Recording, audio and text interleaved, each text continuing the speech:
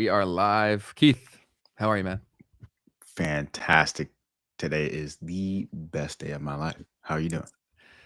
Yeah, same, dude. It's the best. And today we're gonna be talking all about gold because gold is one of the hottest topics in finance. And ironically, that it's typically been seen very boring, right? So that's what your grandpa buys is gold, but now everyone's buying gold. So we're gonna talk about why all that's happening and what that means for you. Should you buy gold? I don't know, but we'll help you decide. If you do decide to do that, that's on you. This is never financial advice. But let's start off with the news there, Keith. Yeah, well, funny enough, we noticed right before we started recording here that gold is actually down around 5% on the day.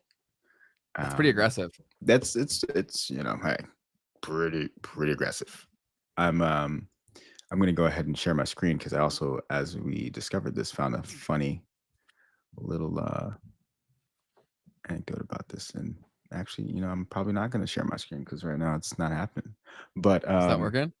No, it's not. But anyways, gold is down 5% after having a meteoric rise, continuing to create all-time highs throughout the entire year. On Friday, we had a little bit of a pullback as well, but then on Monday, yesterday, it immediately went higher again. So we'll see if this is potentially the beginning of a more prolonged move to the downside in gold. But for now, all we can really say is that it's down 5% in one day, which is a pretty big headline, I would say. Yeah, that's a massive pullback, and it's seen such a climb up over the past, like, what, a year, 2 years? So it was definitely due for some retracement, like you said already, that Friday it had a little bit, and then it came right back, so who knows? The same thing could happen here, or it could mean something more that we'll talk more about in this episode.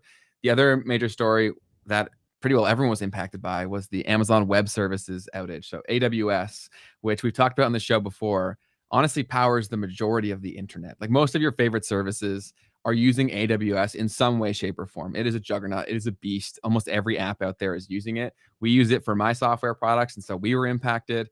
And we've talked about this before, why someone solving decentralized cloud computing is such a massive issue for this right here. Like, everyone was screwed yesterday, and so many softwares, they're deliberately cloud-based now. Like, the platform you're using right now to stream this is a cloud-based software that when it was down yesterday, you just couldn't use it. And so that meant that our editors couldn't work. That meant that we couldn't record. It's insane how reliant we are on this stuff. So decentralized options are definitely needed. We've talked about one before, but there's a lot of people who are trying to solve that problem, and that is why. I had so many people complaining, so many customers complaining, and we missed out on a ton of revenue just because the systems were down completely beyond our control. But the people don't know enough. Like, the users don't. It's not their job to know, but they're like, your app sucks. It doesn't work. It's like, dude, if you knew how little control I have over this, you'd understand. Yeah, man. But like you said too, this is definitely a big moment yet again where we have to look at, okay, how does the structure of a lot of things work? I had some people reaching out to me about, like, what does this mean for blockchain? Does this have any implications for blockchain? And the thing that I had already immediately thought about, because we've talked about this before here, even, um, what blockchains are having issues today was what was on my head. Like, who's got the headlines of, like, oops, Yeah. actually, Not we're so not super decentralized. exactly. So this is definitely one of those tests in time where if the blockchain that you were using or that you care about went down, well, it's not very decentralized and probably shouldn't be a blockchain, but should be a database. But anyways, so that's the major thing here is obviously looking at in the future, can we have decentralized systems that aren't relying upon these cloud platforms? And can we have cloud platforms that are inherently decentralized as well, as you were just speaking on? Yeah, and that's important to, I think we should, before we move on to the next story, I think we should double down on a little bit on what that means. So the whole promise of a blockchain, crypto, all this stuff is to be decentralized, meaning it's not in the hands of one person, not only for eliminating control from one person, but also dispersing risk, right? When it's in a bunch of different places, there's far less risk of things going like this. So that's just so evident when this stuff like this happens, of how reliant people are on AWS. Like, I don't think the average person has any clue. Like, there are platforms all over the place, like Snapchat, YouTube had issues. Like, every major provider is using something like this. And I saw a lot of stuff on Twitter too, where much like you just said there, if your favorite blockchain is down right now, that thing ain't decentralized. And so I think a lot of people who are really dying on hills for certain blockchains, like, is it really in alignment with the thesis that they're saying or that you're riding with, and if you saw something yesterday to the contrary, that's maybe worth investigating further. 100%, man. And then we have RD in the chat saying, are there not other data centers besides Amazon? Great question. So there are, AWS is far and away the biggest. There are other platforms though. AWS just has all of the things, and because they saw the opportunity before most others did, they built a lot of tools that they basically there's a bunch of things you need to run a software, right? And they basically give you all of it for the most part in one place. So you're kind of making your life a lot harder if you don't go with them. But then if you do go with them, you also have this risk too, right? But they've done a very good job creating a stranglehold on the market. And maybe this will lead to more people trying to find other options. But yeah, great question. Absolutely. And it also begs the question here of like, does Amazon need to find ways to offer up decentralized services? Like, for instance, the marketplace of Amazon is pretty decentralized when we think about it. Like uh, the fulfillment side of the business, right, can be. I guess it's not that it's decentralized per se, but what I'm trying to get at is that the marketplace is not them selling things. It's other people that are vendors on the platform. And now where there could be further decentralization would be on the actual final mile or whatever it's called, last mile delivery, where it's not decentralized. Amazon Mm, still is responsible for that, but it could be. I mean, that's definitely where we're moving towards, like the Amazon drivers now. Like there are people that just have their cars that they drive for Amazon, right? So it kind of it's not that they're not still the owner of this, but the process of me just signing up to potentially be like an Uber driver kind of thing to deliver that last mile for the service is like an idea of how that would look like on the physical side of the products in the marketplace, right? But being able to essentially create that same sort of a solution for the cloud itself, where I'm at mm. home, I have a computer, I'm going to offer up the resources of that computer to the Amazon network so that I can get paid for offering my compute power to the Amazon Web Services, is how maybe that could end up playing out in the future. Totally, and that's exactly how IAG, the project we've talked about before, that's what they're trying to do, is basically to do exactly that, to offer up compute that you may have in your device or deliberate devices for that kind of thing to really make the whole system a lot more decentralized. I will say that on Amazon, although, like, it does seem like a free marketplace, it's far from that. Like, they have algorithms that are dictating what you see when you search stuff that will maximize profits for them. So they really do have a stranglehold. Like even AWS, like Amazon sellers, like Fulfilled by Amazon was a big business that people started in the internet like over the past decade or two. And of course, like I even saw this when I was an affiliate for Amazon for my first few years in YouTube, and they treated us really, really well. But much like any sort of juggernaut that is playing the long game, they treat you really, really well until they don't have to because there's no other alternative. And that's what they've created in a lot of these industries. And I'm hopeful that things can move fast enough in other places, especially being blockchain, where someone can come in and take their spot. Because I am just very hard pressed to believe that they would ever give up the near monopoly they have, like unless absolutely forced, and they're only going to be forced if there is an alternative that's actually usable. So let's hope that IAG and the other people trying to solve this problem can actually be successful because it's definitely needed. Yeah, we'll see how it all plays out. It's definitely up for grabs at the moment, but moments like yesterday make people really realize that Wake up. there's a Yes. need. Yeah, 100%, because unless you were building software, you would never understand how this stuff works, right? Why would you care? So I totally get why people didn't understand. What's the next story that you have for us? Yeah, so the next big thing is that the Federal Reserve in the United States here is hosting the first ever payments innovation conference with crypto leaders. Ooh. So this kind of just came out of nowhere. And all of a sudden, there's a conference about this today. So people have been caught off guard by this and have found it very cool. I am unfortunately unable to share my screen, but if you're able to, it'd be really cool to play the first minute of this, of him talking Sure. about this. But I can also, Give it a as you're try. figuring that out, read off some of Give the it a try. names of the people that are in attendance today. So we have first off Sergey Nazarov, the co-founder and CEO of Chainlink. We have representatives from Fireblocks, which is a major infrastructure provider. They run a bunch. They help you set up nodes, essentially. We have the global head of treasury services at BNY. We have Paxos, Fifth Third Bank, Circle, ARK Heavy hitters, Invest, Kathy Wood, Coinbase's CFO, Stripe in the building, Google Cloud, players, major Frank, players. the CEO of Franklin Templeton, BlackRock, and many others in attendance at this. So pretty Big. fascinating. Yeah, that's huge. That's like basic most of the big names there. Is this the video you wanted me to play? Which one? Yeah, the one at the bottom with Christopher Waller there at the This stand. guy. Cool. Hmm. Good morning. Can y'all hear that? Yep, yep. All right. Well, thank you, Susan, and good morning to everyone. It's my pleasure to welcome you to the Federal Reserve Board for our first Payments Innovation Conference. My objective in creating this conference is twofold. First, I wanted to have a conference that focused on the new technologies that have come from the DeFi and crypto worlds and how they are entering into the mainstream. So it's so interesting. And I love seeing people who are like my grandpa's age talking about this shit. Like I love that, but it's also kind of crazy that the people who are making these decisions are that old. Yes. It's funny to hear them like talk about these things, and it's like you can tell it's not really a part of their It's yeah, vocabulary. it's not native to them in most cases. Of course, there are exceptions, but these like it's yeah, we've complained about that a lot. So I'll let it continue. Payments ecosystem.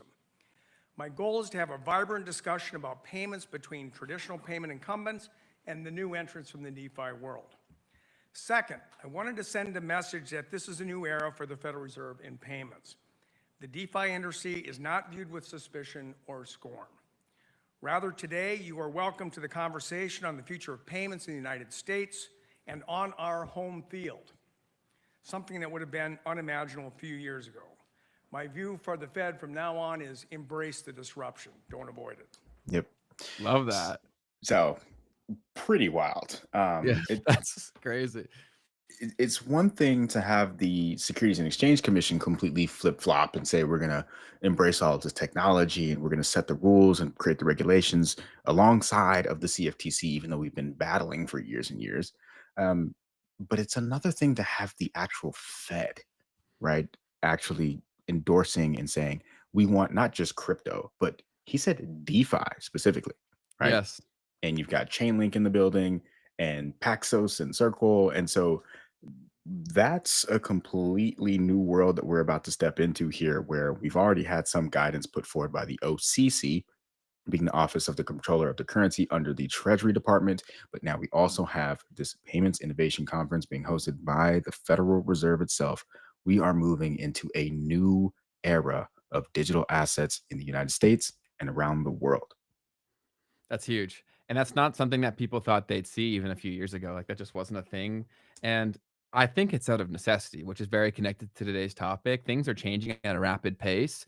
And it's one of those things where you may not like that change is coming, referring to people who are saying this, but they have no other option. Like it's either adapt or die. And I think they're aware of that. And so they're trying to front run this and realize that they really stifled innovation for longer than they should have. And so now they got to play catch up and move very quickly, which obviously stuff like this is in hopes of doing that. What's the next news story you got for me? Yeah, the next big story that we had was there was this US investor named Brandon Laroque, I think is his name, who lost $3 million in XRP. Now, what happened here is he essentially had a cold wallet that was compromised. He said that he discovered that this XRP was gone on October 15th, but it showed on the records that he had lost this, or this was stolen from him on October 12th. They sent a couple of test transfers of 10 XRP and then went on to move 1.2 million XRP into a totally new address that was not his. And those funds were then rapidly dispersed across hundreds of different wallets, making it extremely difficult to trace or recover. And the reason for what happened here had something to do. Well, let me back up. The manufacturer of the cold wallet was called Elipal or something like that. And the loss happened after Brandon imported his seed phrase into this mobile app for that wallet. That then converted his cold wallet into a hot wallet on his phone, which was then connected to the internet. Once this happened, hackers could access his private keys remotely through his phone. And blockchain analyst Zach XBT later confirmed the XRP was moved through cross-chain bridges to blockchains like Tron, and then eventually funneled into OTC brokers. And from there, it was gone. That's so devastating. It is. Because the things like this happen pretty often. It's not often that we hear about it, or that it's always $3 million at a time. And a part of this too, I kind of want to bring back to like the power of YouTube, guys. Like, what happened here is this guy uploaded a video to YouTube about losing $3 million in XRP. It's almost like he knew SEO to some degree. But he put that in the title, lost $3 million of XRP, and this video has like at least 200,000 views in like the week that he just put this video out on YouTube. That makes me my friend sent me this too because he knows I'm a big crypto head, and sorry to cut you off there, Keith, but like that also seemed kind of fishy to me. Like how rapidly this spread. And I'm not saying he's fabricating anything or anything of the sort. It's just when something spreads that quickly, and it's not like it was super timely in terms of price movement, right? Like it's not like I could see this going ultra viral if XRP had been moving and he did this and said this and it happened. Like that would make sense to me. But for it to go this viral when it's not a big price movement story, that doesn't add up to me completely. Maybe we should try to get him on so I can That would talk be to him. cool. Yeah, I mean, it's YouTube, dude. It's you. Like, I'll tell you right now, bro. Like, if you put something on YouTube and it's something that like really resonates deeply with people, even if you just started that channel, it can it can go. reach people. And I think that's Definitely. what happened, bro. Because like, you got to think. Okay, so here's where maybe some nuances too. Like, the XRP community is solid, very It is. strong.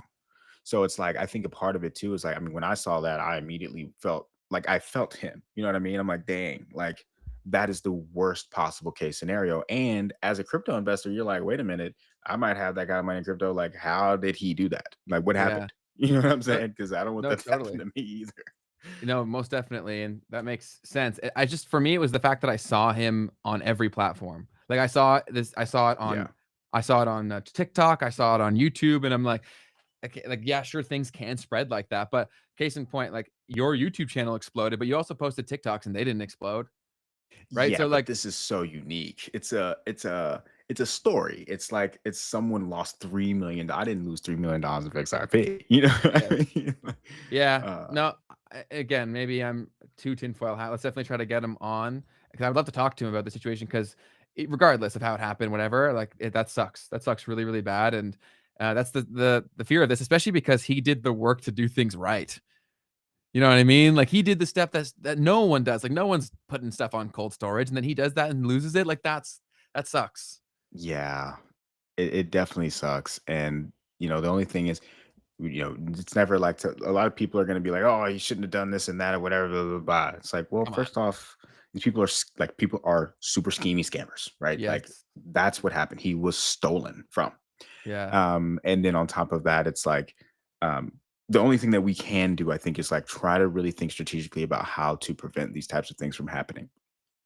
Um, I am constantly telling people when it comes to their cold wallets, the cold wallet is a cold wallet.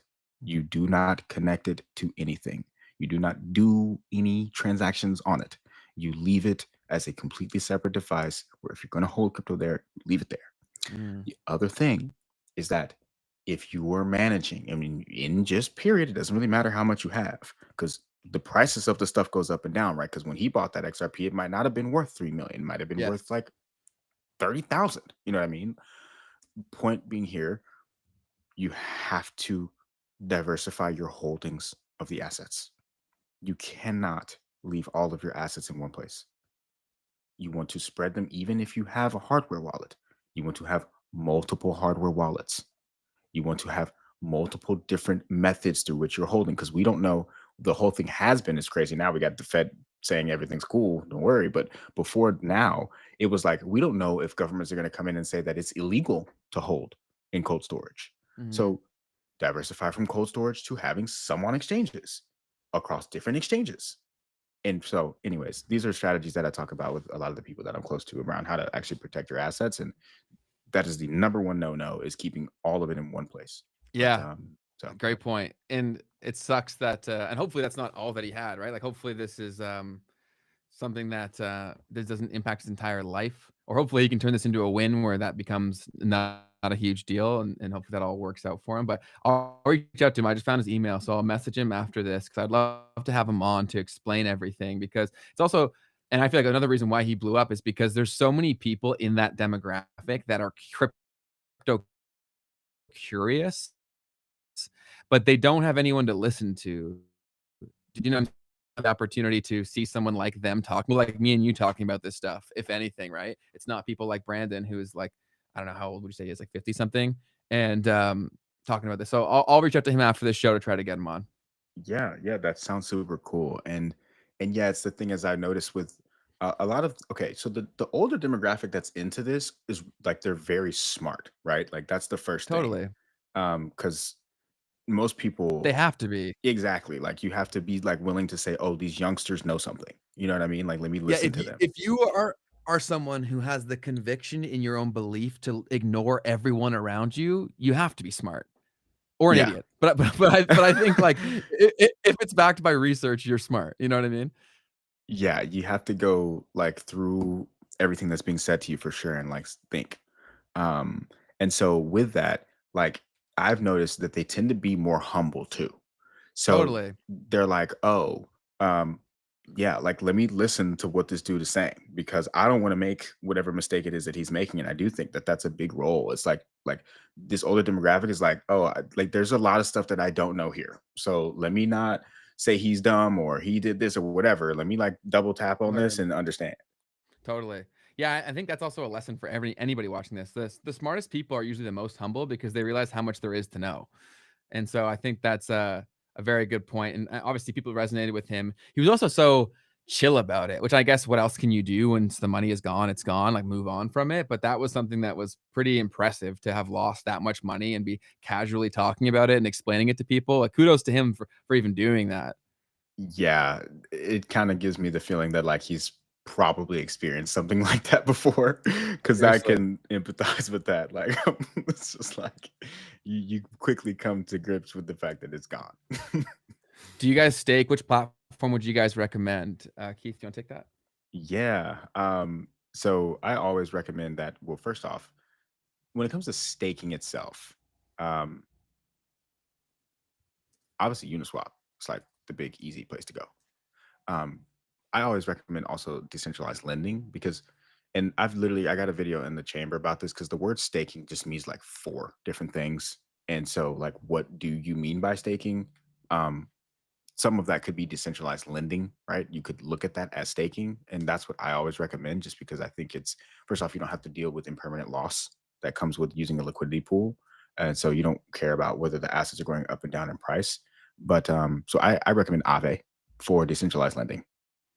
Cool. Super And then simple. Yeah. Artie said he's 56. It was his entire retirement, all he had. That is so brutal. I hate to hear Yeah. that. Hopefully we can get him on here and play a small part in blowing him up to share, because it seems like he's doing that. It seems like I'll show his channel right here for anyone watching if you want to go show him some love and subscribe. So I'll share his channel. And I think if he doubles down on this, he could come in and fill a void that would make that money back and then some.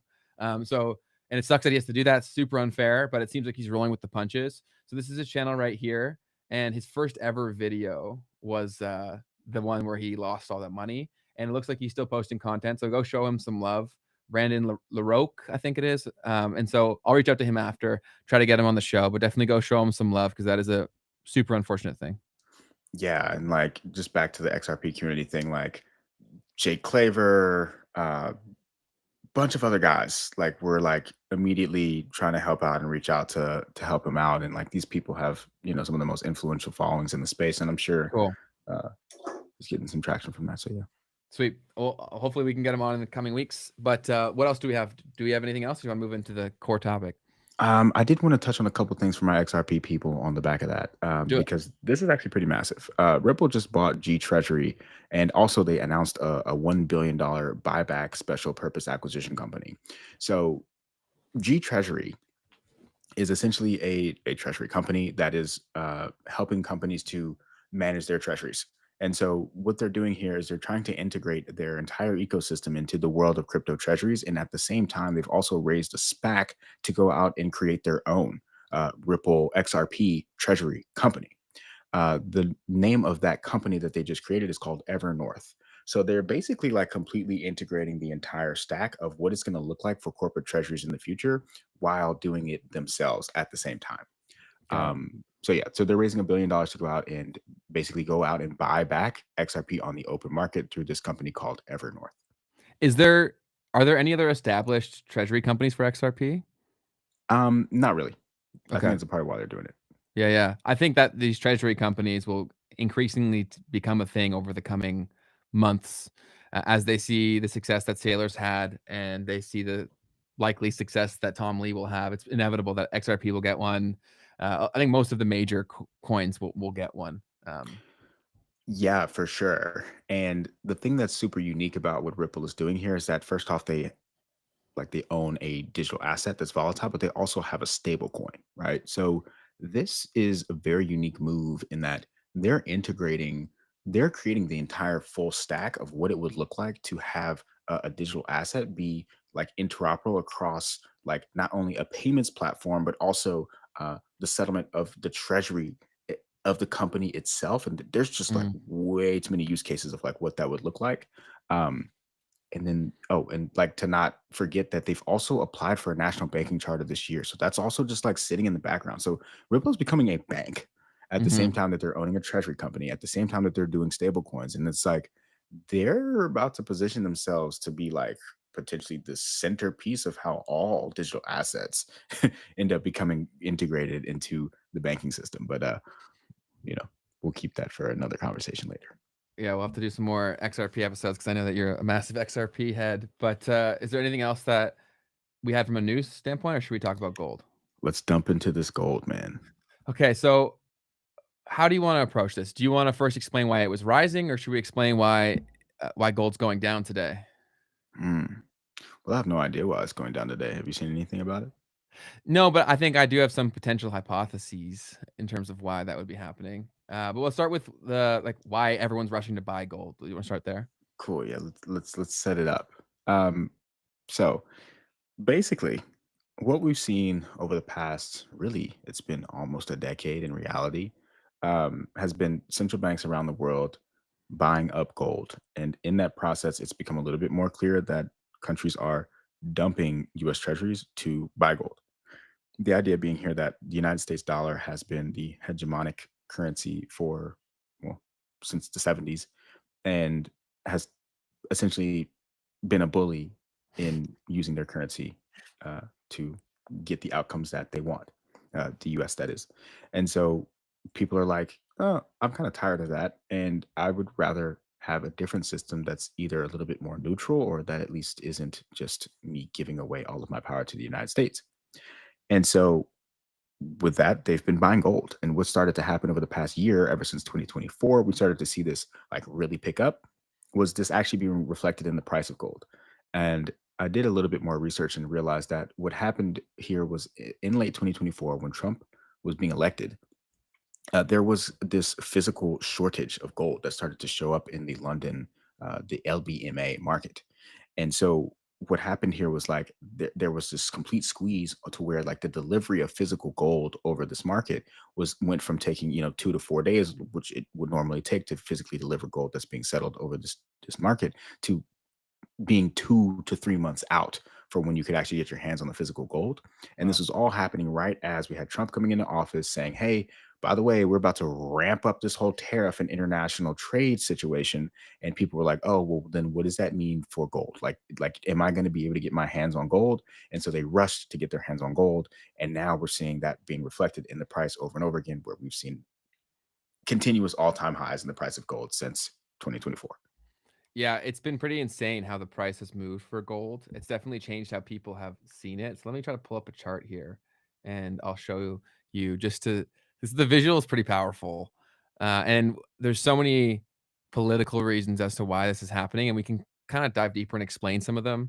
But here is the 5-year chart for I believe this is gold. If I'm wrong here, yeah, okay, we're good. And so you can see the kind of price movement that they've experienced over the last 5 years is pretty insane to see the growth. And then there was the retracement that we're seeing right now, where it dropped from was that 4252 down to 4118. So massive movements as things are changing, right? It's also seen as a very safe asset in just like in the consumer's mind, I would say. I think that's also why it's very synonymous with, say, like stuff that your grandpa would buy. But on a geopolitical level, it's becoming increasingly relevant for a few major reasons, like the dollar that you just said. And China is also very aggressively taking a stance on Bitcoin. Sorry, not Bitcoin, on gold and the use of it to try to get some more bargaining power for people to use their currency too. Are you familiar with that whole thing? Yeah, well, I mean, I just was watching Andre Jake's new video about that, Yep. and he pointed out some very interesting things.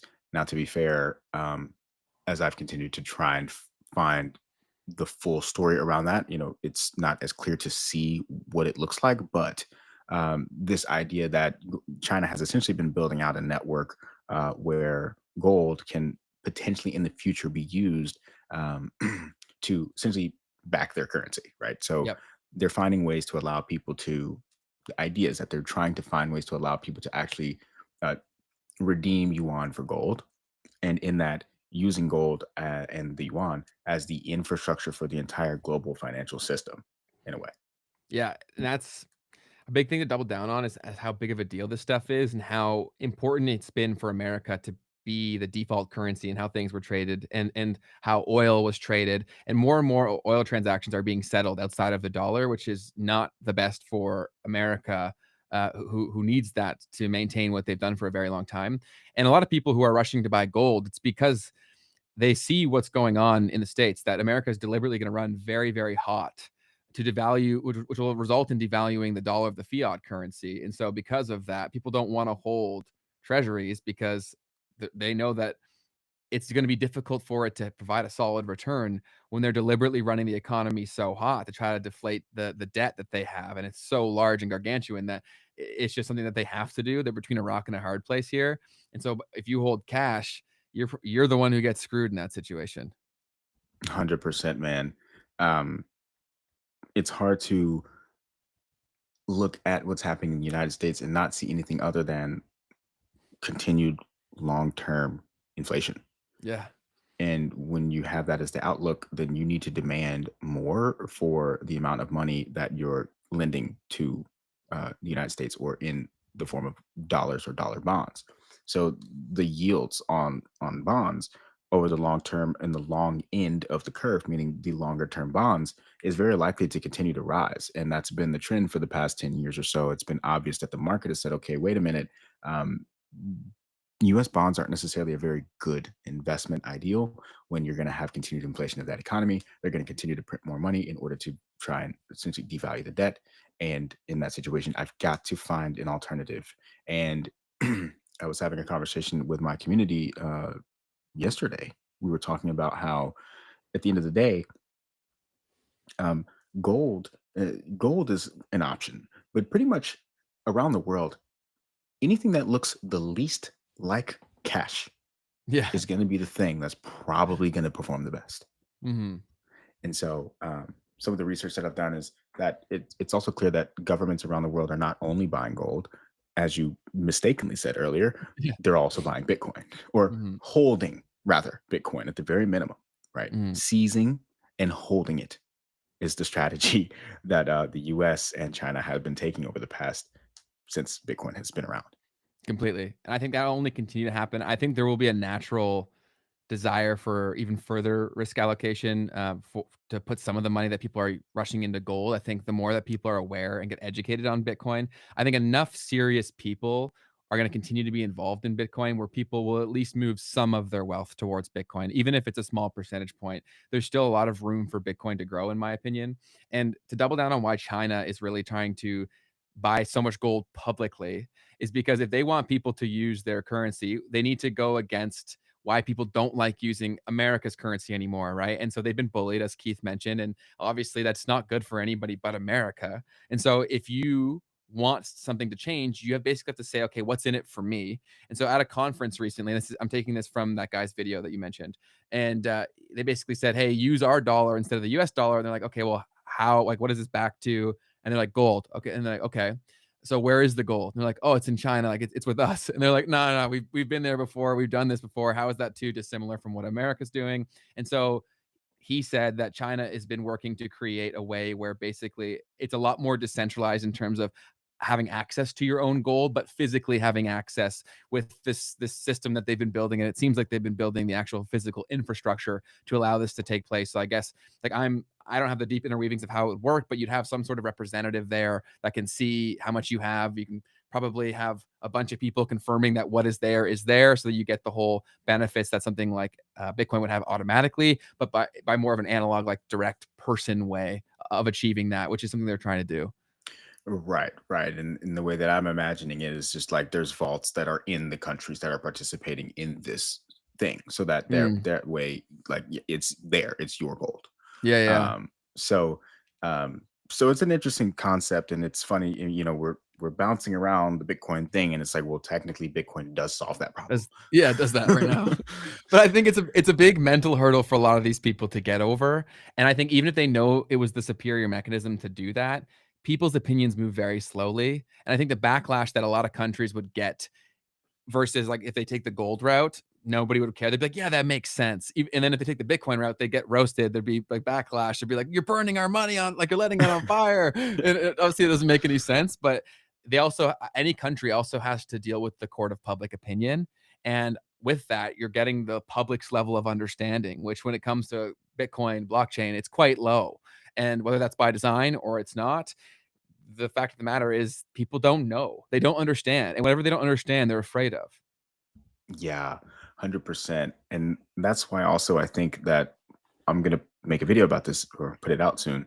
And the idea is like, well, what if we have a way where we have a hybrid of some sort, right? Where we take advantage of some of the things that you can get from the digital aspect of uh, blockchains, distributed ledger technology, and also using gold as a way to fuse that into a new system that would allow you to get both the best of both worlds. So that's kind of what I could imagine happening here. Yeah, I agree with you there. And I will say the point that I would take away from this is that I think this is net good for the consumer. True competition is always good for the consumer. Like, let me give you an example of like that's similar to this. In Canada, we live in the world of the oligopoly. Like every industry that is massive is run by two or three companies, and so we typically pay the highest rates for like all the services that everyone's needed around the world because they price fix. They say they don't, but they 110% do because I can go to other industries where there's true competition and the price is a fraction of what it is here. And so true competition benefits the consumer because they have to compete on price. They have to compete on innovation value to the end consumer. And so this is for the first time in my life where there's going to be genuine competition for what is the currency that's going to be used on a global scale. And so it should be better for me and you in terms of they have to actually give me a reason, right? You got to give a reason on the global scale for why people should use your currency. And America can't just say use it because everyone uses it anymore if people start using alternative options. 100%. And like you said, in traditional economics, that's usually how it plays out. It's you have to get, you have to provide to the consumer. Like you have to give to their needs and their desires. And in this situation, it might mean some pain for people in the United States, a little bit around what this actually looks like in practice. But over the long term, do we get a more fair, more just system where not only do, because it's not like Americans are really individually benefiting from the things that we Not have really. today either. Like No. your purchasing power is also getting eroded. You're also getting poorer every single day too. They're just having to experience it at a much higher clip. Yes. So, anyways, yeah, I think you're right. I think that should be something that happens, having a hard money, and this is what Judy Shelton. I'll continue to bring her name up, the former economic advisor of Trump and um, failed Fed nominee, Fed chair nominee. She talks about this movement back to a hard money and doing it in a cryptocurrency back to the future kind of way.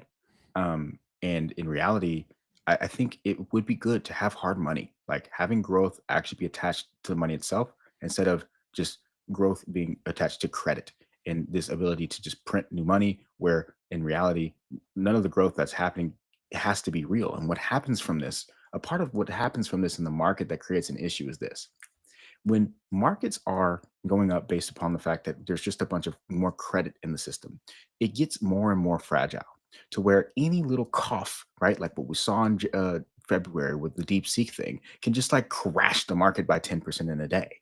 And Yeah. that happens because there's nothing backing this entire system other than just credit and debt. And if the credit is saying, oh, wait a minute, actually, I don't know if I'm going to get my money back because of, I don't know, like a pandemic or something happens that makes me feel like I'm not going to get my money back, then the whole market can just tumble. You know what I mean? And so we want to get away from that kind of dynamic. Last thing I'll say, because like the problem with this is that if I'm a consumer or an individual person and I want to make sure that I don't have to get left behind, because if I don't invest, I get left behind, then I have to invest in the market. Right. I have to. The bare minimum is that I have to invest in the market. But the problem with that is that the market gets more and more and more risky as I must invest into it. And so if I don't invest into it, then I'm generationally impoverished. But if I do invest into it, then I could be generationally impoverished at any moment because the market crashes. So I just wanted to end on that.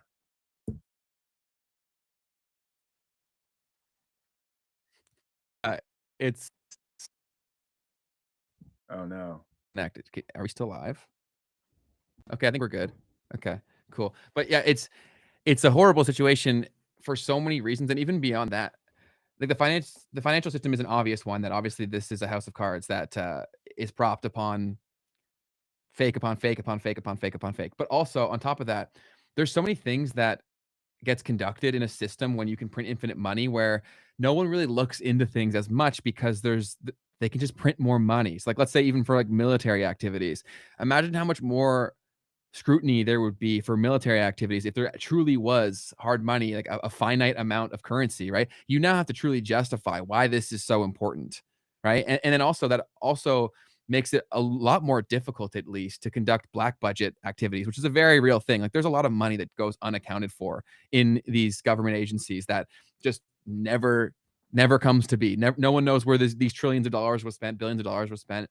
And so if there's a hard money, there's a lot more scrutiny there that should make for a lot more accountability and hopefully a lot less suffering for a lot of people that they didn't really dig into it because it doesn't impact them directly. And they can always just print more. So like, who really cares? It's the same thing happens here in Canada. Same thing happens wherever a fiat system is done. If you can print away the problem doesn't really exist. And then it purely comes down to which chair are you sitting in for which rules you have to follow. And that's just not a system that I want to be a part of.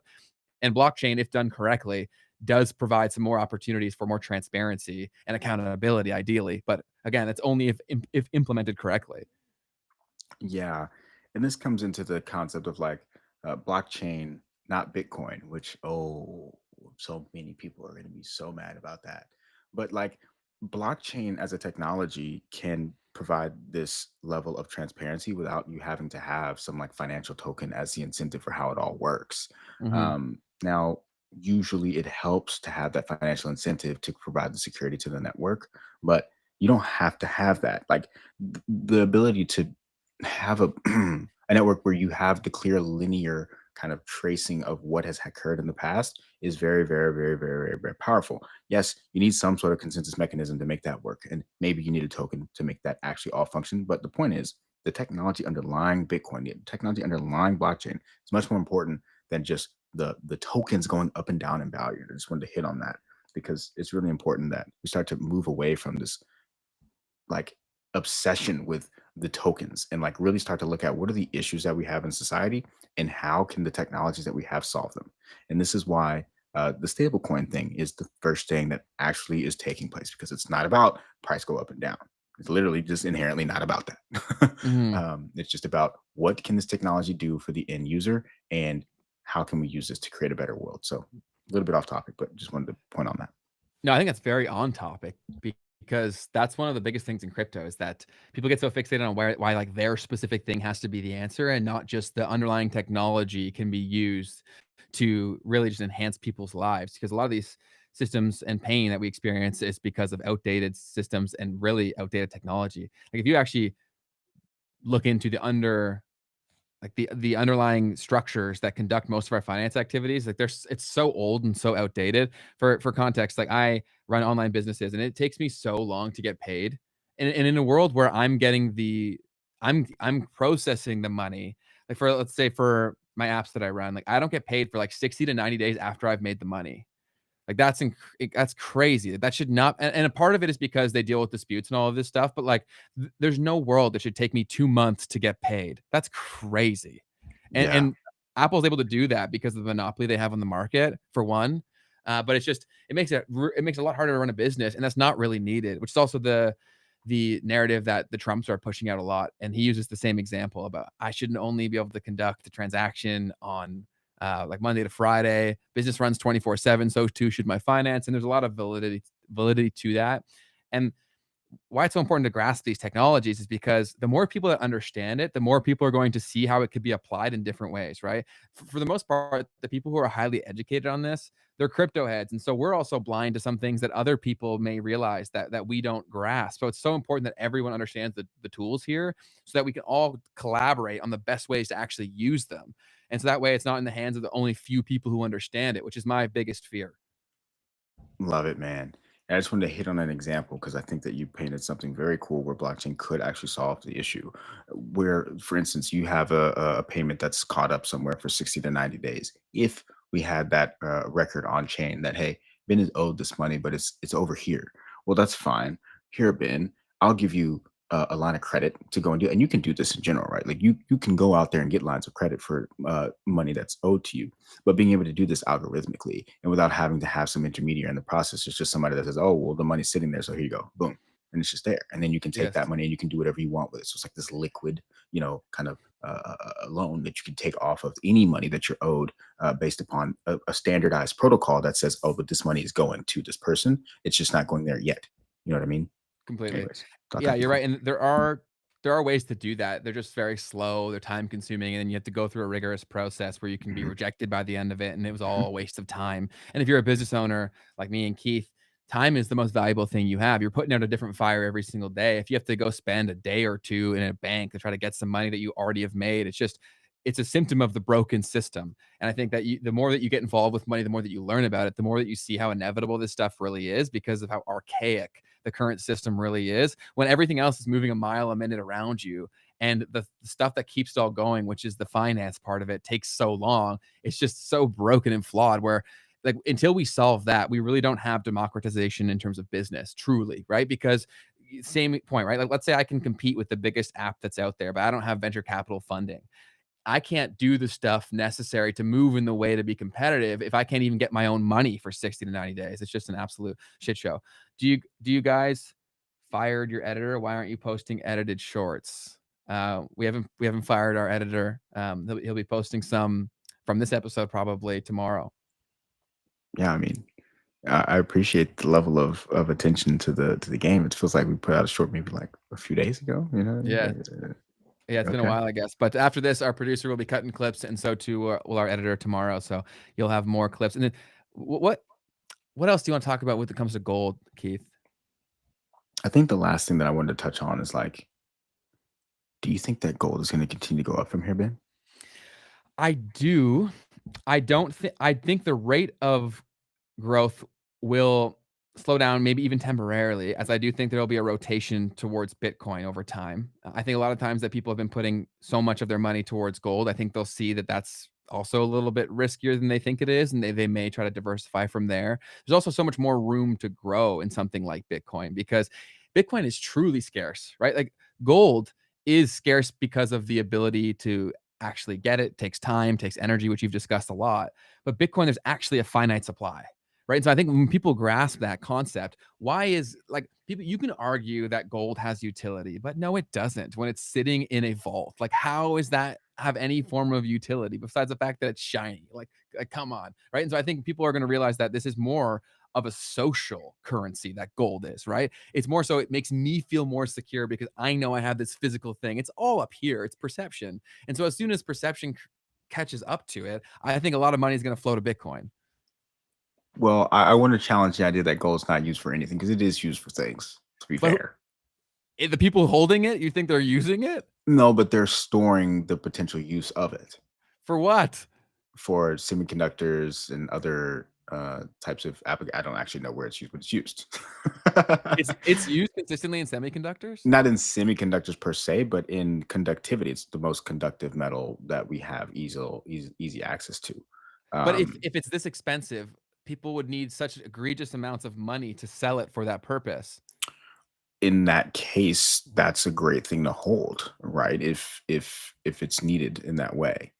Yeah, I'm hard pressed to believe that it's going to be used for shit like that unless it was absolutely necessary. But I see what Yeah, you're I mean, saying. yeah, it's stored wealth. It's just like, oh, you want to use things that need electronic components. Well, guess what? I have all of this gold. So if you wanted some of this gold, you can get it. But the other point that you're making, I do 100% agree with, which is this idea that like we just had a headline a week ago that like the largest gold, and this was out of China, by the way, the largest gold deposit Important ever, point.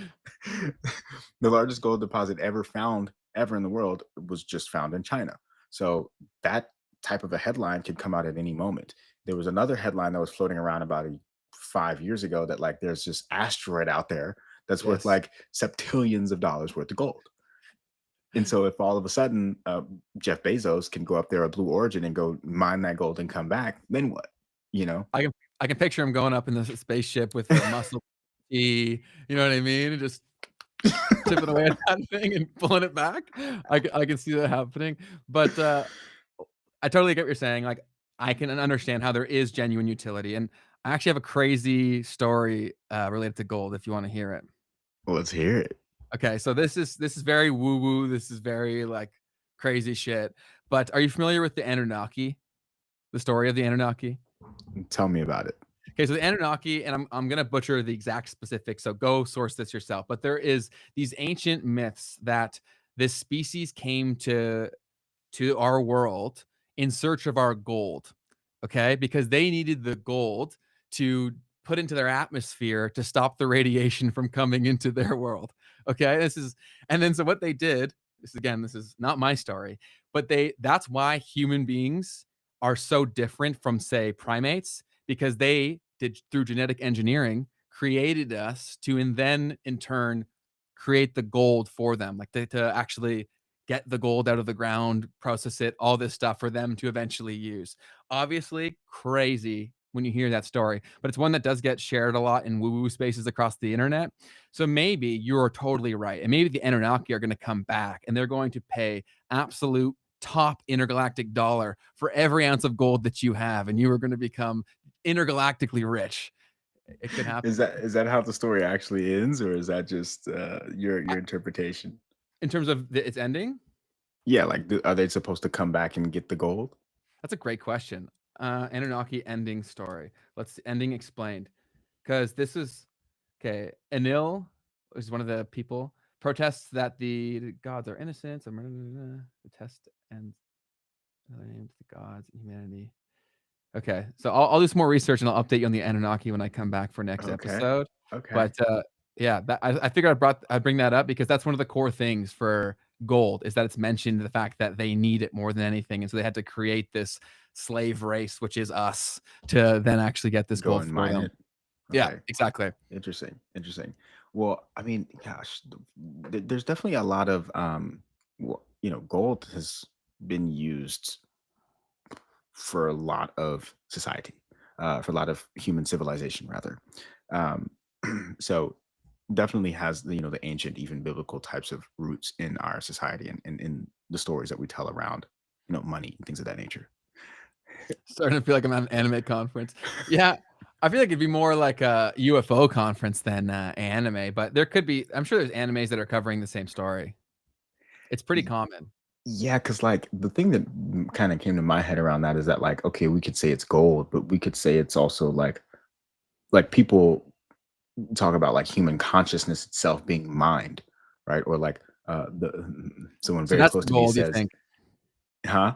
So you think that's the gold then? You think it was a metaphor? So like, and then someone really close to me says like the mining of the mines. So like, so is the intelligence or the energy of like humanity being like harvested and sent to somewhere as like another kind of thing? So yeah, so maybe it's like an analogous kind of a thing, or maybe it is directly just the gold, but just kind of saying that there are parallels to different theories of what's happening on this whole planet. But Totally. No, I can totally fair.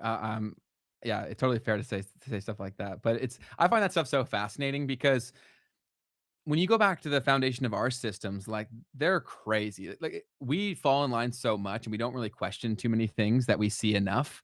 But the foundation of our systems are insane because very few people had the say in their creation. So I don't know. I think it's also fun to think like, okay, hopefully there's a lot bigger, more to this than the bullshit that we see every day.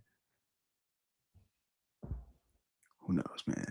You watch the Y Files? Yeah, oh yeah, I do. I've seen almost every episode of the Y Files. What's your favorite episode? I love that guy. What's his name again? Y Files. I sent it to Keith before. I said, "Yo, watch this stuff." Y Files guy. His name. Oh, yeah. The guy who does the conspiracy theories, and AJ is his name. And the awesome thing about how he presents content is that he'll say a story like the Anunnaki. That's actually where you should go to learn about it. It should not be me. You should go to the Y Files to learn about the Anunnaki. He's got a few videos on it. And so he tells it from the form of a story as if it is 100% true. And then at the end, he's like, well, is it true? And then he hits you with the hard facts that you can source as much as you can source facts in something like this. But he does a really good job of presenting content. The Y Files is a channel I've spent many, many hours on. It's super interesting. I unfortunately have not. It's But okay. You got I'll time get in the there. future. They'll be there. So in terms of gold, do you think, because I didn't throw the question back at you, do you think gold will continue to rise in price? Yup. I Yeah. do. I Okay. do. I do. I'm ready for the pullback. I'm like, we need a pullback. Like, let's be Yes. honest. With You growth know? like that, yes, it's inevitable. Yeah. It's like you know, you might see like a 20% drop, you know what I Yeah. mean? And then from there you can more healthily continue the trend. Because Yeah. if it just goes straight up like that, I mean, then you can't buy it either. You know what I Yes. mean? True. 110%. Yeah, that's I do think it's gonna continue to go up. I think it'll do well.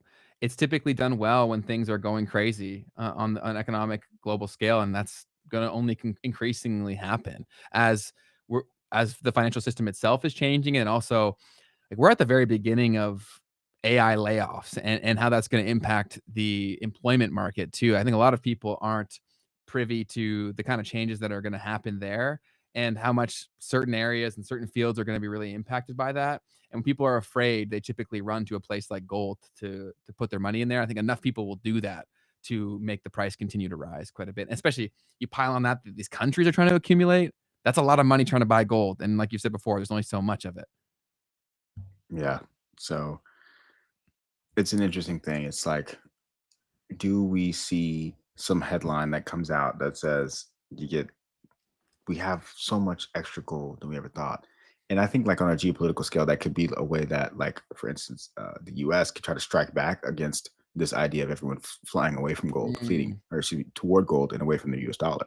It could be like, oh, actually, by the way, we went like 30 kilometers deeper down the earth and we found that we actually have way more gold than you thought. How about that? You know, change the whole market. now what? And crash the price of gold because there's just way more gold and it's easily accessible or whatever. Totally. Yeah, and RD says here, very well said. Gold does well when the world is unsettled, and I think that the world is incredibly unsettled because we are at the precipice of multiple converging technologies that are going to rapidly change life as we know it and how we conduct every bit of it, how we conduct where we spend our time, who we spend it with, how we spend money, how we see money. All those things are happening at the exact same time. How we see work, like all these things are going to have to be redefined here in the coming decade. And so naturally, we as humans we operate from a place of fear and scarcity, and so when you're going to go to a concept that you can understand that is a wealth preservation tool like gold, and so it only makes sense to me, even separate of the countries buying. I think just the consumer, they can grasp that concept, and when they feel scared, they're going to latch on to gold. I think Bitcoin, that's also a big thing for it too, is I think that more and more people will start to buy Bitcoin, and I still think the price is going to rally quite a bit over the coming year, or sorry, the coming months before the end of the year for Bitcoin. I think we're going to see some pretty rapid price movements, in my opinion. We're about to see. I think I saw Tom Lee. Somebody sent me Tom Lee saying 250,000, still saying that by the end of the year. And I'm like, I think that's a bit much. I do think it'll get close to 200 though. wow. I think by the end of the year it'll touch 180 at least, 180, 185. I would say directionally, I'm 100% on board. I But think that's that'll all I can say. happen. Yeah, and not financial advice. I literally will never give you financial advice, but just my idiot opinion says that. My spidey senses say that. But should we open it up to the floor?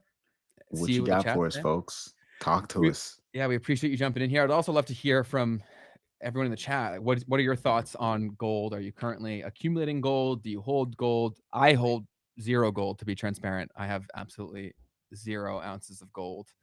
So, and I don't see myself. So, RD's price prediction for Bitcoin, I believe that's what he's saying, is 165K by the end of the year.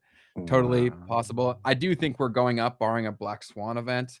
I think that we will see a very good end to the year, and things can move very quickly, right? Like as we saw this crash happen over the past few weeks, it can move equally as fast, if not faster, the other way as Right. people run to acquire something that is finite, that is limited. And there's only so much of it to go around. And as we get a supply shock on these exchanges and how you accumulate these, prices can move pretty quickly. And so I do think that ETH's going to perform very well the rest of the year. I still think we'll get an altcoin season. I do. Maybe it won't be as crazy as 2021.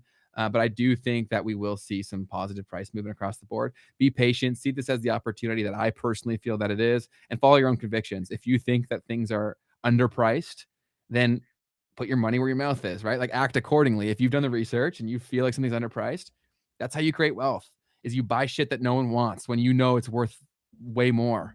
And there's a lot of stuff in the crypto world right now, whereas we're seeing these, like, just think about this. We did a whole episode on the AI bubble, the Mag 7. For all those things to do what they want to do, crypto, blockchain, like has to be involved. It's not an option. It has to be involved, which is that not enough people are grasping. Have to ask, why would you hold physical gold? I mean, like, I don't hold any gold, period, is what I was trying to say. No, I think he's asking on top of that, uh, why would anyone hold physical gold versus digital gold? And I think this is I've seen this come up a lot actually now. Is like both people asking each other this question of why would you hold digital gold? Like, Yeah. doesn't that defeat the purpose of holding Okay, so gold? let me ask you this, Keith. Bitcoin or gold, what should you buy? Right now, Bitcoin. Hey, But why? if you asked me 2 years ago, I would have said gold. Okay, explain to me both. because Bitcoin right now is elevated, but gold is super elevated, and Bitcoin is way earlier in its long-term trajectory to where gold could really end up settling out around here. Like when we really look at the price of gold and how it moves, how it has moved over time has been like it gets these massive runs up and then it'll spend the next 10 years kind of like Doing coming back nothing. down. Yeah. Yeah, and just slowly coming back down. It'll set a floor that's higher than where it was before, but like it's gonna peter back down, and that might take another 30 years before you get another big run up again. Whereas with Totally. Bitcoin, we're getting this every 4 years right now, guys. And the percent gain is, you know, unmatched. So I mean, And listen, Bitcoin's also a tiny percentage of the total market of gold, right? Gold I'm seeing here is about a $30 trillion market, right? And what's fair. Bitcoin's total market cap? 2 something Yeah, trillion, it's like 2 right? trillion. So if it even gets to like 15-20% of that, which I think is totally possible, there's a lot of room to grow there. And I also think that so many more people are going to get access to technology and people are more technology native that this concept will become the next generation's gold if it isn't already. And I think that people will really want to acquire Bitcoin even more so than gold because I think it's going to be a lot cooler to hold Bitcoin as well, right? Rather than like no one's like, oh, yo, that guy owns like 2 gold bricks. Like no one's doing that, but people will be like, yo, that guy owns 2 Bitcoin. I think that socially will play a big role as well. Man, don't be telling people you own Bitcoin, people. Definitely do Please. not do that. Yes, absolutely. I'm just saying in general, people say dumb shit. Seems like silver out outperform. I lost that. I'll put it up again. Uh, Seems like silver outperformed gold percentage wise. Gold is 19-1 rare than silver, but silver is more applicable. Seems like silver price should be higher. So you're saying you feel that the price for silver is underpriced relative to gold. I don't know enough about silver to speak on that. Keith, Yeah, do you? I don't either. I don't follow Silver that closely. I know there's a guy named Bob Coleman on Twitter. I forget his actual username, but he follows both of the markets very closely, and he's also a seller, I believe, of both of them. So it's always hard to like fully listen to those people like the Peter Schiffs of the world when their whole business is selling gold. But at the end of the day, these guys do also keep up with the markets very closely. And so I would tap into some of his stuff too, Ryan, if you're interested in all of that. Mhm. Digital gold holds up portfolio when markets are down. You buy average amount and hold. Yeah, I think it's definitely worth holding as part of your portfolio if you have enough money where you're actually in different places and you're concerned with risk allocation. I think that can be valuable. Personally, for me, I would buy what people used to put into gold, into Bitcoin, but that's just because of the generation that I was born in. I think a lot of people are going to come to that place themselves, but definitely a valid point. Oh, come on, man. Come on, man. The part that you would put in the gold and the Bitcoin, more like times 5. You know what I mean? Every dollar I have is in cryptocurrency. So like I'm saying but I don't advocate anybody doing what I'm doing unless they've done the work that I've done to make those decisions, right? So I'm trying to be cautious here in terms of what I say because um, people should always make their own decision, right? And if you have way more money than I do, then maybe you don't want to have it all in crypto like I do. Dude, it's crazy the level at which like our generation is just like all in on crypto. Like people that are doing stuff, like people Yeah. that are like building, like they're just like, yeah, like I hold my wealth, I save in Bitcoin. Like that's just a normal It, statement. it has to be though. It's a symptom of the time, right? Where we actually have an opportunity to theoretically, at least over the short term, get some skin in the game when this technology gets adopted. I'm sure the last wave of builders that were early on the internet would have loved to bet on the internet at large, but they didn't have the technological vehicles to do that. And so they had to swing and swing and swing and hope that their startup was the one that got bought or didn't blow up before the bubble popped, right? Whereas now we can actually all play a part in it. And I think that's really why people can gravitate towards that. It's definitely why I am. And I always say, like, because my girlfriend and my mom will be like, why is all of your money in crypto? I'm like, because if you knew what I knew, it'd be dumb to put it anywhere else. Like, Mhm. in other places where you'd wanna put it, like, I it just wouldn't make sense to me, but obviously everyone's situation is so different, so always figure out what your situation is and what you wanna get, right? Because we've talked about this so many times because it's so important is every decision should be done with the outcome in mind, and you had a great clip on this very recently, Keith, where you basically explained if you don't work back from that, then how do you make the right decision ever? You're kinda in the wind going where the wind takes you, so definitely figure out where you wanna go.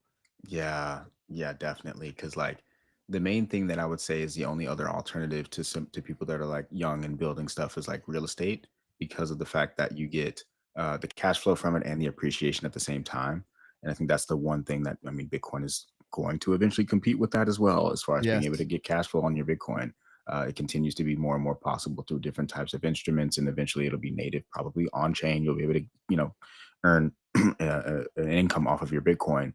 Um, so it's all it's so interesting that like the flagship investment becomes relative to like I mean obviously culture and like what was normal to you. Like all of our parents, like real estate was for sure like the best way to build wealth. You know that it's going to be there. You can go and knock on the door. You can go shake someone up and say, "Give me the rent money." Uh, you know, and so it works. But it's like, well, now the idea is that I don't need to shake anyone. That money that's growing, it's there. Yeah, And if it's not being paid out, then there's some other big, big issue in the world. totally. Yeah, and that's true, that the psychology part really matters because once that's beaten into people, it's really hard to get it out of them, and so Mhm. I think that will play a big role in Bitcoin's adoption as it continues to go, and I'm also really excited for assets being tokenized, and so the opening up the door for fractional ownership, because there's so many times when I knew something, but I had no way to invest in it. Like I predicted a lot of the growth of major American cities from visiting them when I was like 18, 19. I'm like, oh, this is gonna blow up. And like, I actually like predicted that Austin would grow in a very big way. It's since slowed down and flatlined quite a bit, but I could have invested in that in a fractional way through something like a targeted like real estate tokenized fractionalized asset, which would have been really cool, and that's going to come into play across everything. Like you will be able to play part in investing vehicles that were previously only accessible to really rich accredited investors, where now you can get a tiny piece of it. And so maybe it's only $1,000 or a few $100, but at least you can have some skin in the game where if you know something, you can actually do that. The other note that I had written down here is that I personally think that the American housing market's still really overpriced. Mm, I think there's going to be a bigger pullback than people realize, and because I've saw this happen firsthand in Canada, and we're in an even worse situation than you guys because our government basically propped up our economy during the last financial crisis through the maintaining of people's home prices. And so people think that basically real estate in Canada is like the be all end all because it was that, right? mhm. And so people are in a very bad state here. I think the Canadian housing market's going to tank in a very major way. And I think America won't tank as bad as the Canadian market will, but I still think it's like 15% overpriced across the board, in my opinion. There's so many. I've been looking at houses in Florida for a while now, and what used to sell in like weeks is sitting on for months and months and months, and they're having price drop after price drop after price drop. I think things are way overpriced, and I think that fear hasn't set in enough, but it will when people start to see how many people are getting laid off. And it's not necessarily even because AI is taking their job, it's because these massive companies can now safely offshore your job for 1/4 of the price and get just as good, if not better, and more reliable. That's really what changed here, in my opinion. The initial change is offshoring these jobs because that's why some things I had to hire domestically for because I was like, the language barrier makes it a problem. AI solves most of that, if not all Mm, of that, if the person is wow. smart. And so I think the first wave you're going to see is these jobs that they're going to be cutting costs on. If they won't even be eliminating a lot of these jobs, they still need developers, they still need all this stuff, but they can go pay a fraction of the price for someone who's going to be probably less of a pain in their ass too. Yeah.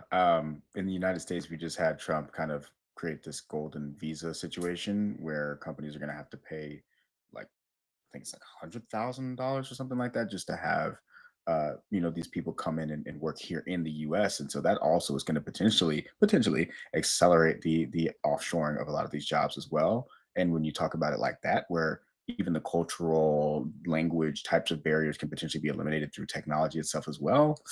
Ooh, uh, yeah, that could definitely be the way that a lot of this goes.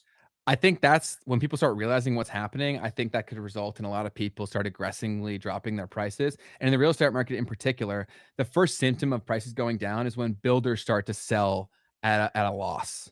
And that's starting to happen. A lot of these major builders are starting to sell to get rid of it because they can see what's coming better than the average retail investor. And so if they're willing to sell at a loss because they know it's going down further and they're trying to get Mm, out to maximize what they can right now. And that's starting to happen. So I think a lot of people, especially in the upper range of houses, they just saw like the market that I've been looking at is in Florida, and I've been looking in there for like over a decade and just watching the prices because I knew I wanted to move there eventually. And they just experienced these levels of growth over COVID that were just not sustainable. Like it was the kind of stuff that we saw in Canada for a long period of time that I was very accustomed to. But I knew in a market that wasn't as propped up by the whole federal government, I'm like, that can't last as long as it has here. It can't mm. possibly. And so I do think that we'll experience that. But I'm also I don't know, my ass from my elbow. I could be full of shit.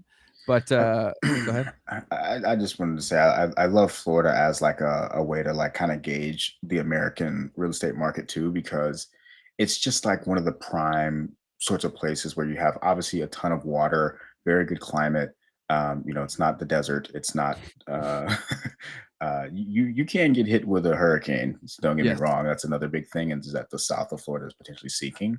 But outside of that, I think there's uh, a lot of values there that I mean, look, you've got a governor there that's a little bit wacko, but I think when that gets settled and you figure all that stuff out, it's a place that's very unique within the United States that has a lot of room to grow. And when you look at the Miami market, for instance, like you were talking about, like people were concerned there when I was there. They were like, "Oh, like this is too expensive. I'm gonna wait. I'm gonna wait." And I was like, "In Miami, bro? Like I Yeah. don't know if you should do Is it? that." Yeah, exactly. But in the rest of Florida, there's definitely a more like it's real America up there, and Yes. there's definitely some interesting dynamics that will play out. And I think that is the place to watch for what is happening with the real estate market in America. Yeah, it'll hit there, and it already has started to hit there first because of all the things that you mentioned. Those were great points, and that's also a really important thing to distinguish is that everything is in pockets, right?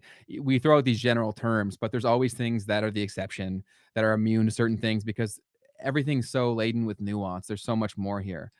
So we got a few comments in the chat. I'll throw them up, and then if you guys have any topics that you want Keith and I to chop it up on, please do not be shy. So Keith said no, Ben, automation. I think he's trolling, saying that like these companies are saying that they're saying that it's all automation, but really they're offshoring these jobs. Is Yeah, my I I think think that's what he's saying. I Yeah. think that's what he's Yeah. saying. And then Bobby said, old term of globalization. Yeah, that's definitely a massive thing. And then JDM said, my mom has a house in Florida for sale around 650K. She got in it in the 300s about 2018 and she can't get it sold. Yeah, well, look Mm. at those price increases. That's crazy. There's no world where it should double in price over a 7-year period. That doesn't make any sense. Akin says, climate change, sea rise, Florida. Yeah, yeah, definitely. It's been increasingly getting more and more climate related things. That's also why the insurance for Florida has become a very big thing, where people are paying an arm and a leg to insure their property. Yeah, and even some insurers completely pulling out of the market, which is crazy. Yes, That has also been occurring that in that's Florida. that's crazy because they will not do that unless they know something. And That's a they fact. they are privy to data that very few places in the world are, because that's really been their whole business for a long period of time, has been predicting these things and using data from across the board to make these decisions. Our producer, actually, his mom worked in insurance, and so I always would have conversations with her about how this stuff gets situated. And there's a reason why insurance businesses have survived through many economic downturns. It's because they make crazy money, and they make crazy money because of the stuff that they know. Yeah. Oh man, that's a whole episode for sure. Yes. I remember when I was graduating from university, I had no idea what or heard the term of an actuarian.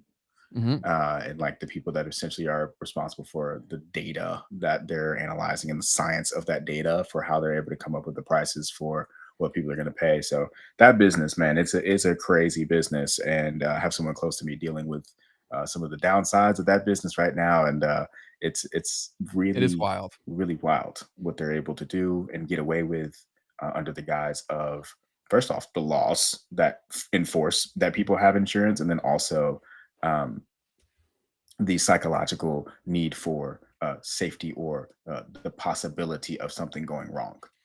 Totally. Yeah, Yeah, it's yeah, yeah, that is a very psychological thing. It's also something that was beat into our head over history through lots of dollars, because that's a product that doesn't go away. It's kind of like the perfect product. It's you have to pay for it just in case you use it. When you go to try to use it, they make you fight to use it. Like it's crazy that it's so normalized at this point. But this is totally unrelated. But I think we should do a whole episode in the future on UBI, universal basic income. Do you think that's going to become a thing? oh, I was just having this conversation this morning. Absolutely. I think there's no way that we get through this revolution without it. There's no way. Because okay, we can all say that people are so divided, right? But if there's one guy who says, I'm going to put $2,000 a month into your pocket for free, like everyone who's not doing well financially is going to vote for that guy. Yeah, yeah, 100%. I'm surprised that what was his name in the US, Andrew Yang? Yang. I'm surprised he didn't get through. I mean, he was definitely the He was too favorite of early. amongst the young people. Yeah, He people was too didn't know early. yet. Facts, Yeah. dude. He was too early. Uh, He was saying all this shit like 5 or 6 years ago, or whenever he was talking on Joe Rogan. He was saying all the shit we're saying now. That's also mhm. why I followed him in a very big way, and I was like, this guy is going to become very influential across the world, because he knew enough to say shit and know what he was saying. And so I think that's an inevitable reality that UBI will 100% happen. I have a bet with my friend John Katz, who invented the first ever portable blender, that UBI will happen within the next 10 years. I bet him $1,000 that would happen. So maybe he'll send me half of his UBI check or something. Does 2020 count, man? When we did the stimmies, because Yeah, what does it look like too? Is the real question, I think. I think it's gonna be. I think it'll be stablecoin related. Ooh. I think that'll be part of it. I think it'll largely be conducted from your phone. It'll be digital, in my opinion. It's already here. Airdrop, stimulus checks. That's the way. Yeah. So Keith's Yeah, in alignment with you. I think. Yeah, we'll do that in a future episode. Kurt, write that down so we don't forget. and then But we had. Oh, thank you, Akin, for correcting me on that. I know you're probably close to some of that work, and or know someone who is, based upon some of the things you've said before. The actuary, not actuarian. I came up with a term there. yeah, actuary. And my mom told me to become an actuary because she met someone, and then they told them how much they make, and I was like, oh wow. But it wasn't all that interesting to me. But thank you for sharing that. Akin, is that how you pronounce it? Akin to no one. Okay. Well, do you guys have anything else that you want us to chop it up on in the chat? Do not be shy. What do you want to talk about on Thursday, Keith? Thursday, we're either going to chop it up about this UBI thing, or we could talk about insurance. Okay. So UBI or insurance, both sexy subjects. You gotta come back and you gotta come back. We'll let's do UBI, and honestly, I think we should focus in on this AI thing because there's just so much to talk about, Yes. and everyone wants to hear about it. So I think if Yeah. we continue on those conversations, I think we'll continue. Cool. So we'll do that then. Thursday will be all about UBI. We'll make a case for it, why it's probably pretty likely, what it would look like. I'll also research around people who know a lot more about this than we do to see about the practicality of it all and how it would be rolled out. But Yeah. So I posted a longer question above, but here's a short version. Okay, we got a question coming in. And then if anyone else has questions or anything else they want us to chop it up on, or ideas for future episodes, share. You guys shape the content here, so be as involved as you possibly can be. We will go do research for you if there's something that you want to learn about or hear about. What does the value of cryptocurrencies do as we shift from it being a speculative asset to an infrastructure enabler? That's really the $1 trillion plus question in terms of how that takes place. Once the dollar falls, crypto will be airdropped. Yeah, I don't think that's too crazy to say, Bobby. Something like that will happen. But in terms of crypto in general, when the asset class becomes more mature, that will totally impact how a lot of things happen. I think the maturity of it will result in some stuff going absolutely crazy, and then some things also going to zero. Yes. Is how I think that it'll happen. I think a lot of people who weren't able to follow through in their promises over the past decade, or that don't get the big contracts, because when a lot of these people were betting on building the infrastructure that they knew industries needed before they accepted it or paid for it, that's a bet, right? And so if you don't get the contract, if you don't get the agreement, then that bet is all for naught, because you need something to keep the lights on. And if there's no speculation in terms of, oh, this blockchain may get the deal, then that's where most of the price is currently sitting at. Yeah, you're seeing some of this akin also in, let me not point it out that way, but listen, my idea here is that what you're saying, the root of what you're saying, I think, is around like utility, right? Like, do you need the token to do anything? And if you don't need the token, then yeah, the token goes to zero, right? And I think 99% of what we're seeing today, and when I say 99%, guys, like, you have to think there are over 1 million cryptocurrencies, like, and more every day. so like, yeah, 99% will be worth nothing, and a very few. I honestly wouldn't be surprised by it being maybe in the hundreds, to be conservative and nice to everybody, of tokens that actually have any sort of actual use case, because they thought about how to design the token to actually have utility within the network that they're building. And then the network itself also having any use case that actually wins out.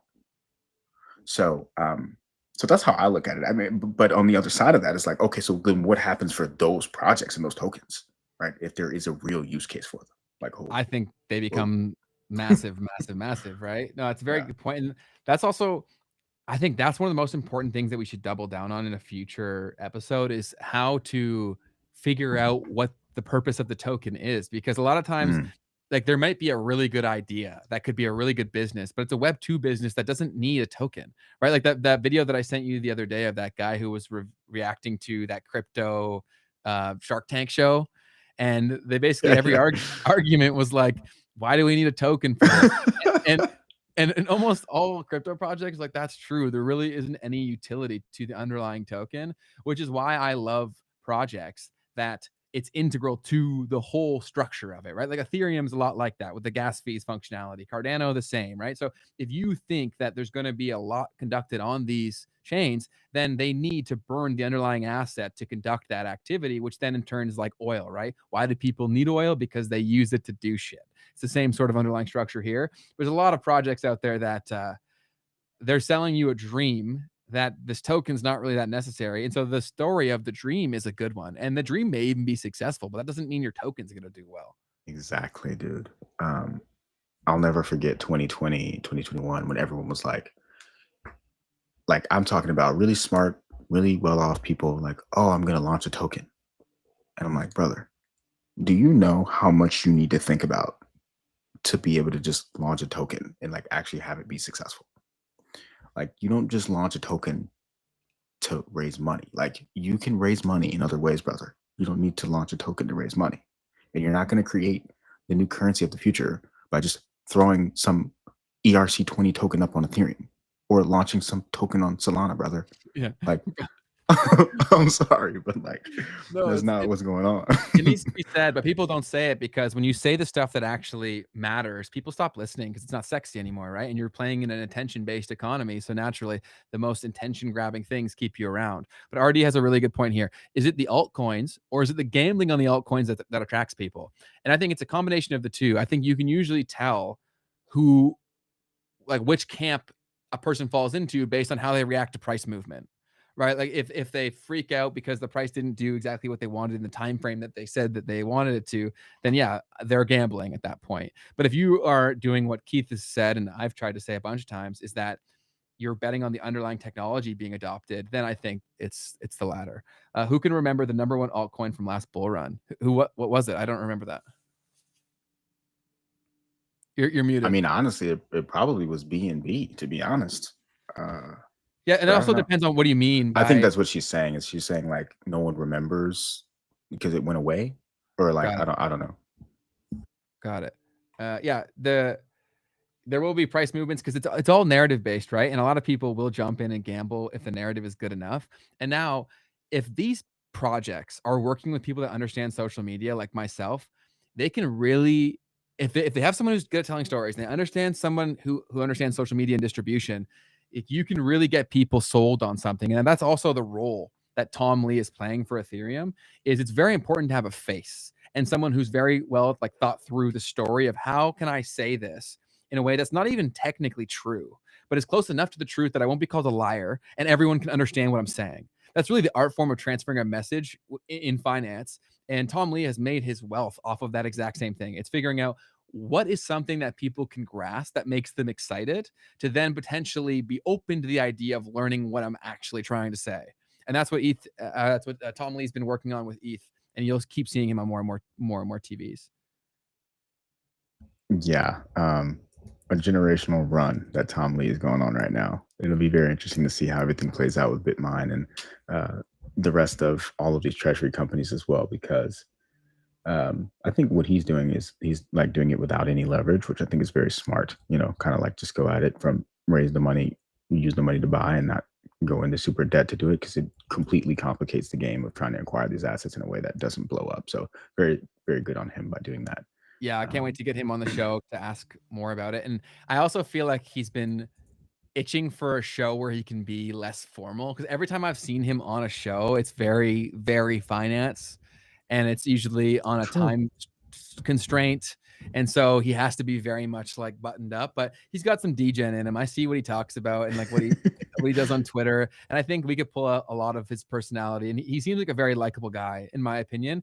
I want to give him the opportunity to do that. But Yeah, that'd be sick. anything else, Keith, or anything else, chat? I think I'm good, man. We got a lot of the gold out of us today. Watching the price closely, guys. If we see it just get bought back up from what just happened here, like we are dealing with some very massive structural movement in the gold market and the price of Yeah, gold. I'm checking the price right now. Yeah, so it's still same sort of deal. Liquidate people stay. So RD says if the leverage keeps getting liquidated, will people stay in the market? Some suggesting that's why liquidity is down. Well, Max Payne theory is something that Keith's explained very well across this show, and I'm sure he's done it on his channel too. But eventually, Max Payne will result in going up, in my opinion. Mhm. Like that will be the Max Payne where it will send the prices crazy, and then the people who have been liquidated a bunch of times will probably have to buy back in at very unfortunate prices, which is why I'm a buy and hold investor, because I've just seen that there are so few people that make money trading in any serious way that you need to be absolutely cracked, and this needs to be the only thing that you're obsessed with in most cases to actually have success. And I think way too few people realize what that looks like, right? Like they'll say, "Oh, I love this stuff. I'm really into it." It's like, are you? Like, are you the person who's obsessed with every little thing, who's constantly thinking about this, and who's done this? Like, not many people have, but they still trade with leverage. Yeah, I mean, the people that are trading with leverage are here for the money. Like, period. It equates. It's just what it is. And so what happens is those people get rinsed. And like you said, Max Payne is up from there. They're out of the Yeah. game. They can't participate anymore. They blew Yes. up. Yeah. Bye bye. Totally. Yeah, and I still think it's inevitable reality that we'll see some pretty big price runs here because this stuff's coming into play. Like, look at what we started this episode with. Those are like the most important people making these decisions, literally saying we are all in on this, and we've topped. Like, come on, that's crazy. I think personally that's insane. I do think that that's what the top is going to look like. Is that like not only we're all in on this, but the laws are in place, and the banks can now enter the crypto. And what are the banks going to do? They're going to sell it to people. They're going to sell it to people, literally and figuratively. They will sell it to the people, and then that's when it's going to be when it's all over. So, but I do think that there's runway on that. There's runway on J.P. Morgan saying, "Oh yeah, give me your Bitcoin and come buy it from me." But once that happens, I'm like. I think there'll be at least a few months delay before something crashes, because I think that people are slower to move than we anticipate. So I think it'll last a little bit longer than people are saying, but I do think the crash, in my opinion, will be pretty hard unless propped up by some sort of mechanism that I can't predict. That's the other thing about this stuff that's always very fun to me is like, and this is why we all have to be at least somewhat, prepared for just anything. You gotta Any be prepared for scenario. just anything, because like we've seen politics come into stuff and completely change the narrative overnight. We see it, especially with the current president in the United States. That dude, he will say anything. Anything. Yeah. So you just got to be prepared for that, And most of these rules that we currently have, like, they were made up. So there's nothing saying that someone may not make up another rule that prolongs how long these games can be played and how the system maintains itself. And they make those decisions all the time. And most of the pain that we experience economically is from kicking the can down the road 4, 5, 10 years ago. And then you're feeling the after effects of it now because it comes to a point, the water chills and everyone's like, oh, okay, we're good. And then a few years later, it's like, oh my goodness, the sky is falling. It's like, yes, because that was the cost, right? You're just pushing it down. You're delaying the inevitable. And that's what we're experiencing in the Canadian housing market. And I think there's a lot of markets that are like that because the incentive structures are just wrong, right? When everyone who's making these decisions is worried about keeping their job tomorrow, you can't make good long-term decisions. Like, the whole system needs to be rewritten in terms of the incentive structures. And I think there should be performance like enhancements and benefits where if your decisions actually lead to good outcomes, you should be financially compensated for that or compensated in some way. But the alternative should be true too, where if you help your buddies out and it doesn't work, like, you should be penalized for it. But we'll see. How do you guys feel about Pump Token? I can see that keeping some value. Ryan, are you trolling or are you serious? I've never heard of Pump Token. So Pump is Pump.fun. They launched their own meme coin. So I didn't know that. it probably will do well because they have the distribution mechanism. And so I actually recently invested into a coin because, like, this is the example that I would give, right? Why does Elon Musk have the most followers on Twitter? You can say it's because he's interesting or because he's a genius, but it's because he controls the algorithm. He controls the distribution mechanism. And so even if he wasn't the most followers before, when he bought it, it was an inevitable reality that he would get the most. So if Pump.fun is a platform that keeps being used, they can, for free, advertise to highly motivated buyers to consume their product, right? So I think that it'll definitely not something that I would advise investing in because I think it'll be very volatile. But if meme coins are your thing, I think it'll probably do fairly well. Yeah, I didn't even know that they had a token. I'm seeing it came out in July of this year, so it's been out for a little bit. Yeah, I mean, my personal thing is always I don't touch them, but unless it's Doge, because I learned my lesson there. I was like, oh, okay, this can occur. Like, It this can is a occur. I think it'll possibility. happen more and more. And I also think that someone will take Doge's spot as the top meme coin in the not too distant future. Wow. I mean, the reason I like Doge too is because it's proof of work, if I'm not mistaken. As funny as Really? that is to say out loud, I'm pretty sure it's proof of work. It's a fork of Wow. Bitcoin, and that's something about it that's actually kind of cool too. That is very cool. But I still think that I think that Pengu will flip them. I really do. I think they have Wow. the marketing machine where they will eventually pull it off. I think they're big enough in Asia. I think they're just culturally relevant enough, and they understand the game of maintaining relevance constantly in different touch points. I think that'll inevitably lead to value. And they're also doing buybacks of their token too. Like they're buying it right now in large amounts, which is something that companies do all the time when they feel their stock is underpriced. They do buybacks. So yeah, it'll be interesting to see. But yeah, meme coins are definitely a risky game. Sam said, that dude, Keith, you got to put some respect on his name. Oh, Sam, I am. Yeah. Thanks, man. Keith is that dude. We all put respect on his name. But that's all from me, man. Keith, do you have anything else before we wrap it up here? Nah, man. Happy Tuesday to everybody. Thanks for being here. Make sure that if you haven't already, that you like this and that you subscribe to the channel. That's Definitely. massive. We're getting close to the point where there'll be enough concentrated data from YouTube to start showing it to a lot more people. We're close, but you guys are the help in doing that. So we appreciate you tremendously. Also, share the stream with a friend that you feel may benefit from it. And we also would love to have more people like yourself in the chat. So if you're here, you're awesome. And if you have friends that are awesome too, throw them in here. We'd love to have them in the chat to add to the community. The more awesome people there are, the more valuable it is. And so RD says, me too, Pengu. There we go. Thanks. This was a useful conversation. Appreciate you coming in as always. And that's all from me. Keith, we wrap it up? That's it. Have All an right. incredible rest of your day. Y'all, we'll see you on Thursday, and have a great day. Peace, guys.